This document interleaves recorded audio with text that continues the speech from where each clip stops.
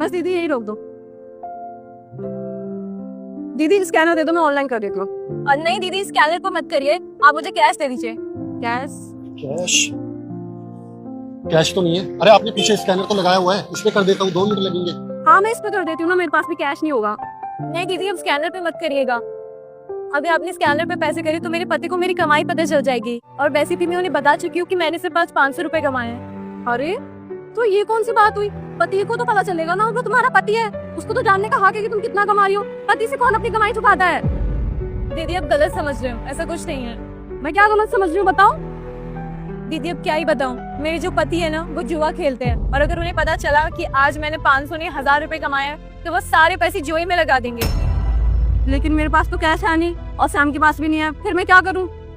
दीदी आप यहाँ कहीं आसपास देख लो ना, कोई दे दे तो। अच्छा मैं देख लेती हूँ। सामने देख लो एक बार। ठीक है मैं देख के आती हूँ, तुम यहीं रुको। अरे भैया आपके पास 500 रुपए खुले होंगे क्या? मैं आपको ऑनलाइन कर देती हूँ। मैडम आपको क्यों कैश चाहिए? आजकल तो ऑनलाइन का जमाना। अरे भैया मुझे कैश नहीं चाहिए, वो सामने रिक्शा वाली दिख रही है, उसको कैश चाहिए। बोल रही है अगर मैं उसको ऑनलाइन पेमेंट करूंगी तो उसके पति को उसकी कमाई पता चल जाएगी। अब बताओ क्या करूं? देख लो ना अगर आपके पास हो तो। आप दे दोगे, आप कर दीजिए। ठीक है हो गए भैया, थैंक यू। हाँ ये ना मिल गए, लो दीदी। धन्यवाद दीदी, आपका बहुत बहुत शुक्र है।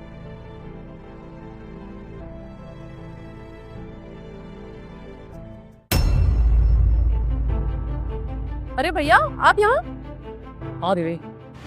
अरे भैया मुझे कैश नहीं चाहिए, वो सामने रिक्शा वाली दिख रही है, उसको कैश चाहिए। बोल रही है अगर मैं उसको ऑनलाइन पेमेंट करूंगी तो उसके पति को उसकी कमाई पता चल जाएगी। अब बताओ क्या करूं? देख लो ना अगर आपके पास हो तो। आप दे दोगे, आप कर दीजिए। ठीक है। दीदी आपको पता है ये कौन थी? मुझे क्या पता कौन थी, रिक्शा वाली थी और कौन थी? रिक्शा वाली नहीं थी, ये मेरी बीवी थी।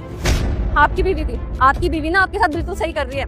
आपको बिल्कुल शर्म नहीं आती भैया? वो इतनी मेहनत से रिक्शा चला के पैसा कमा रही हो और आप उन पैसों से जुआ खेल लेते हो। वो ना बिल्कुल सही कर रही है आपसे अपनी कमाई छुपा के। आप जैसे इंसान के साथ ना ऐसा ही होना चाहिए। आप क्यों सैड हो रहे हो आप?